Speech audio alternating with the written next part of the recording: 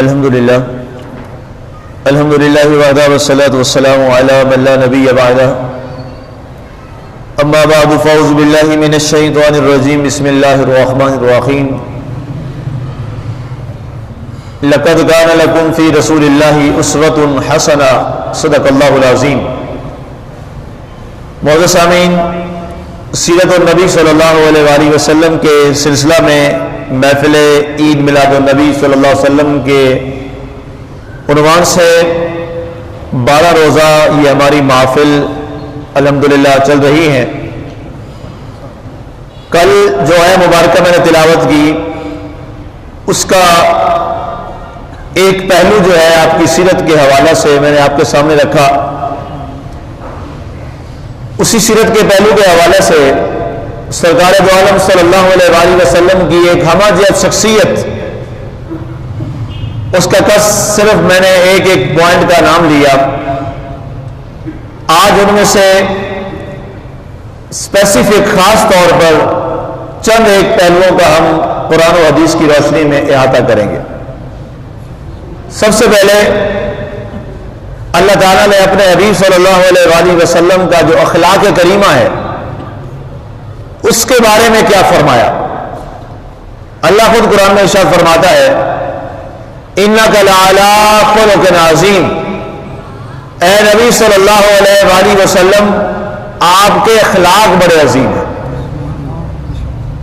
یہ دنیا کے سارے نظام کو اگر دیکھا جائے، جس میں شمس و قمر بھی ہے، حجر بھی ہے، نباتات، حیوانات، انسان، جن، جانور، تمام چیزیں، چوپائے، زمین و آسمان، یہ ساری کائنات کی خوبصورتی، اس کے بارے میں اللہ نے کیا جملہ فرمایا؟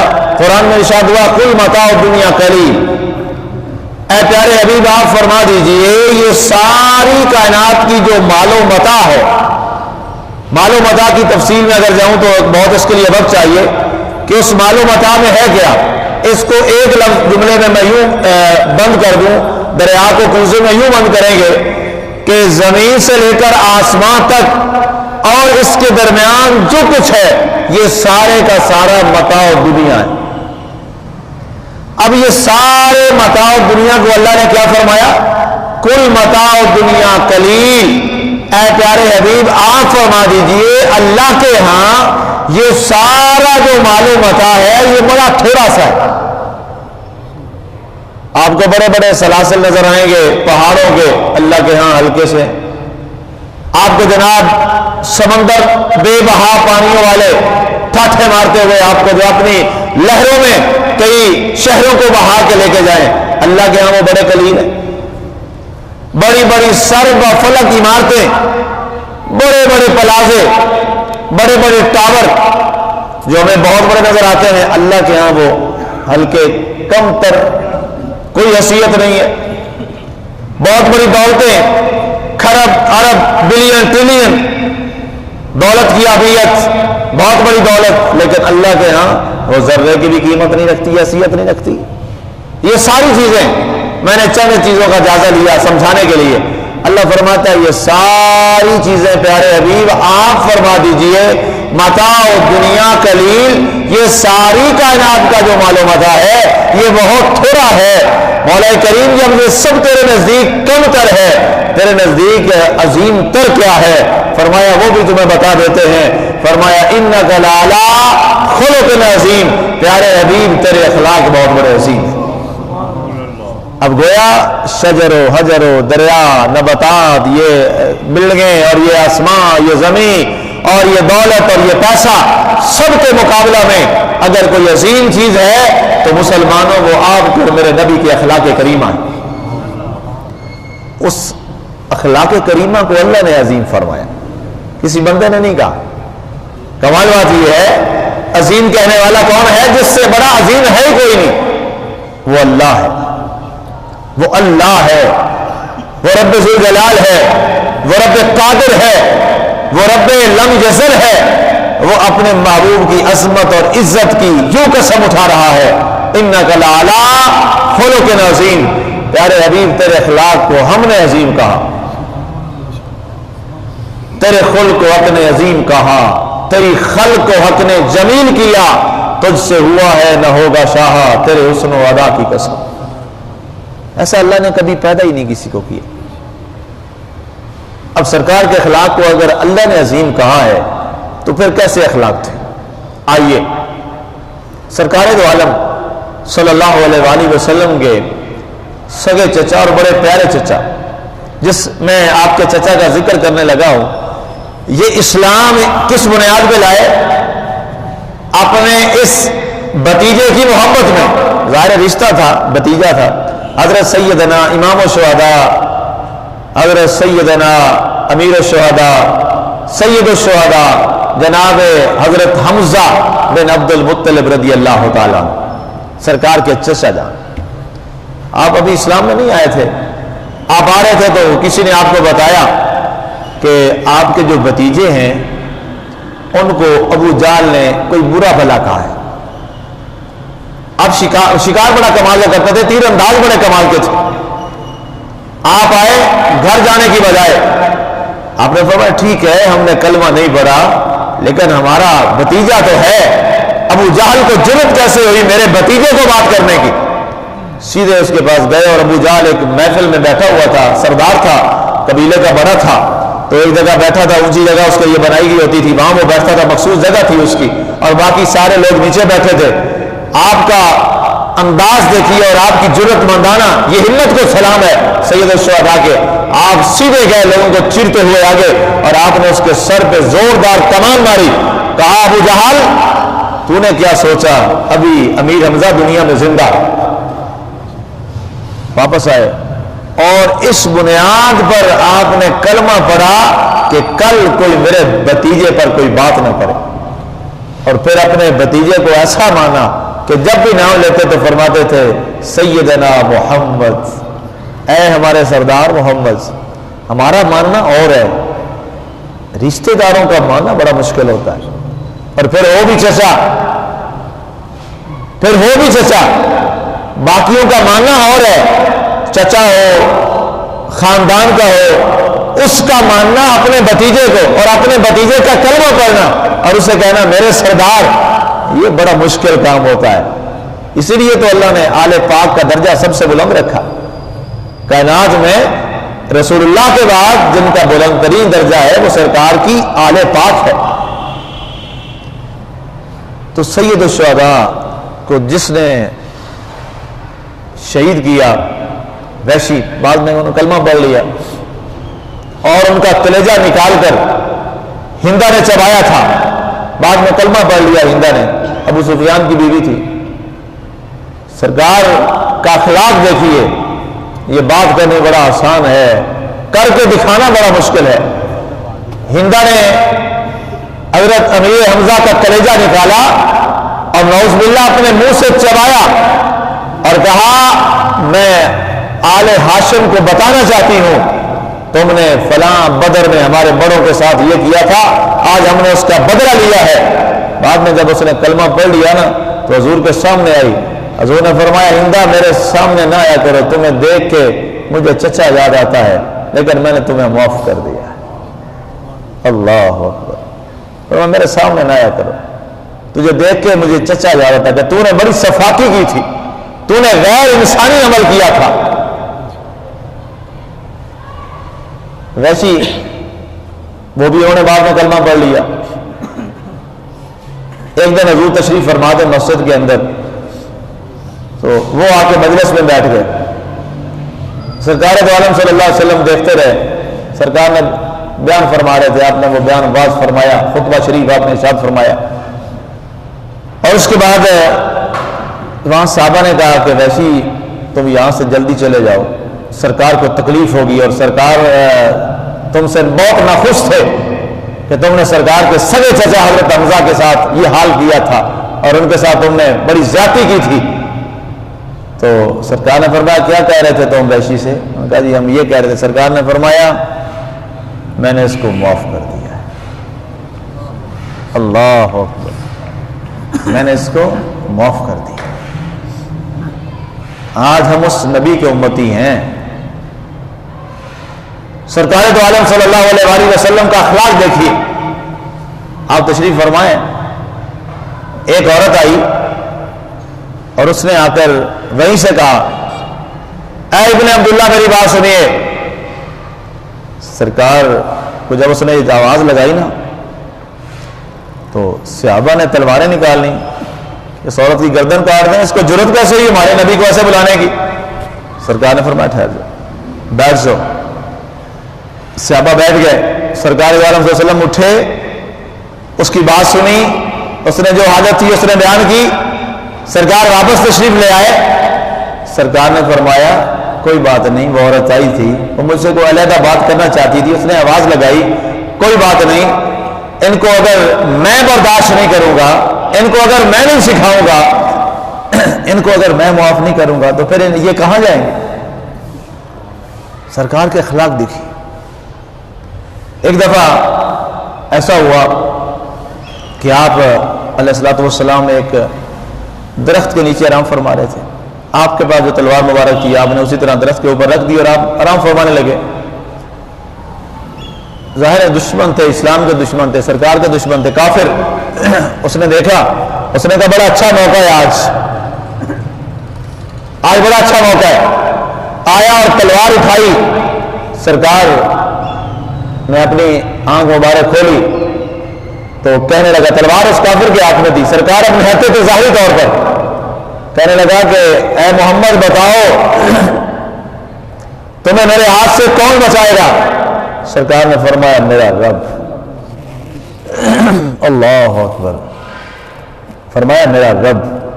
آپ نے جو یہ جملہ بولا نا, فرمایا میرا رب, تو ہیبت ایسی تاری ہوئی, وہ کانپنے لگا اور تلوار اس کے ہاتھ سے گر گئی اور سرکار نے تلوار کو اٹھا دیا.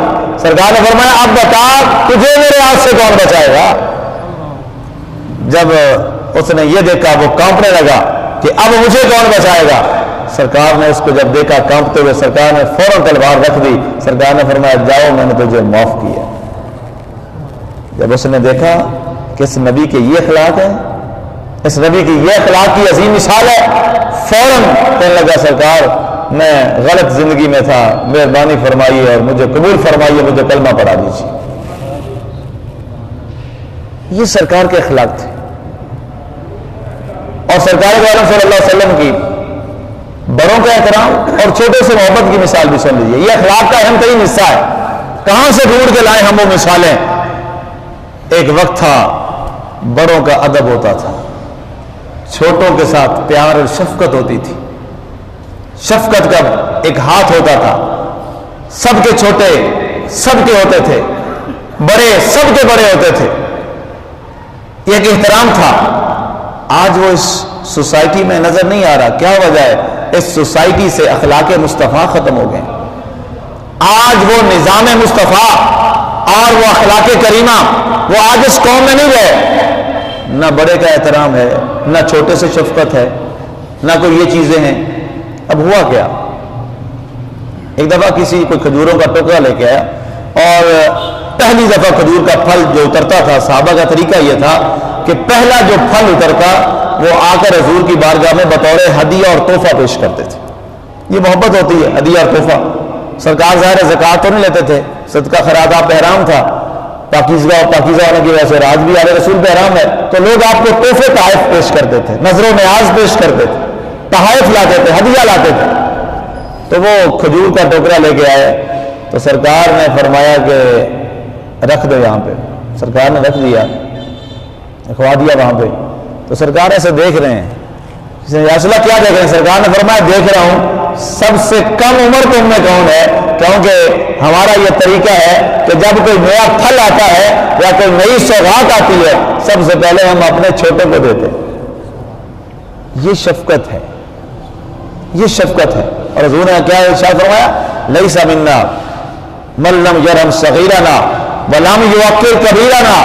وہ ہم میں سے نہیں ہے جو ہمارے چھوٹوں سے شفقت نہ فرمائے اور ہمارے بڑوں کا احترام نہ کرے. فرمایا اس کا ہمارے ساتھ تعلق ہی کوئی نہیں ہے جو چھوٹوں پہ شفقت نہ کرے اور بڑوں کا احترام نہ کرے. آج جناب ظلم اور بربریت یہاں پہنچی ہے, بیٹے کو تمیز نہیں باپ کے ساتھ بات کرنے کی. باپ کو یہ کر کے پکارتا ہے, باپ کو کہیں گے یار کیا, استغفر اللہ استغفر اللہ. بڑے کو چھوٹے کے ساتھ ہمیشہ پیار اور ولا کا رشتہ. مسلمانوں یہ ہمارے نبی کی سیرت ہے. بڑا ہے اس کو احترام دو, اس کو احترام دو, اس کی عزت کرو, اس کی توقیر کرو. جب آپ بڑے کا احترام کرتے ہیں تو آپ نے حقیقت میں اس کا احترام نہیں کیا, آپ نے اپنے نبی کے قول کا احترام کیا. اور جب آپ چھوٹے سے شفقت کرتے ہیں, آپ نے چھوٹے کو شفقت نہیں دی, آپ نے اپنے نبی کے قول مبارک کا احترام کیا. اللہ اس کو اجر دے گا. آپ بتائیے جس معاشرے میں یہ دو چیزیں آ جائیں کہ بڑے کا احترام آ جائے, چھوٹے پہ شفقت آ جائے, کبھی اس معاشرے میں لڑائی ہوگی؟ کبھی نہیں ہوگی. چھوٹا اس لیے نہیں بولے گا کہ میرا بڑا ہے, ہمارے معاشرے کا, ہمارا مسلمان بڑا بزرگ ہے ہمارا, اور بڑا اس لیے چھوٹے کو کچھ نہیں کہے گا کہ میں نے شفقت کرنی ہے. تو جب ایسا معاملہ ہوگا تو ہمارا معاشرہ جنت نظیر نہیں بن جائے گا. آج طوفان بدتمیزی, لڑائی جھگڑے فسادات کی جڑ کیا ہے؟ نہ چھوٹے کو بڑے کا احترام ہے, نہ بڑے کو چھوٹے کی شفقت کا خیال ہے. جب یہ معاملات یہ بگڑ گئے تو پھر کیا ہوا؟ گھر میں فسادات, معاشرے میں فسادات, محلے میں لڑائی جھگڑے, شہر میں لڑائی جھگڑا, وطن میں لڑائی جھگڑا. اور آج ایک بے راہ روی اور طوفان بدتمیزی اور کسی ایک بات کی ہے تو جب تک ہم اس کو ریٹرن میں 10 باتیں نہ کریں ہمیں چین و سکون نہیں آتا. یہ سرکار کے اخلاق, سرکار کے اخلاق کریمہ. اور آپ کے اخلاق سے لوگ اتنے متاثر ہوئے کہ دھڑا دھڑ لوگ دائرہ اسلام میں داخل ہونے لگے. آپ نے وہ مثال, ایک میں آپ کو مثال دوں, مثال کے طور پر ہر چیز کا. ایک صحابی رسول ہوئے, نئے نئے مسلمان, وہ بدوی تھے.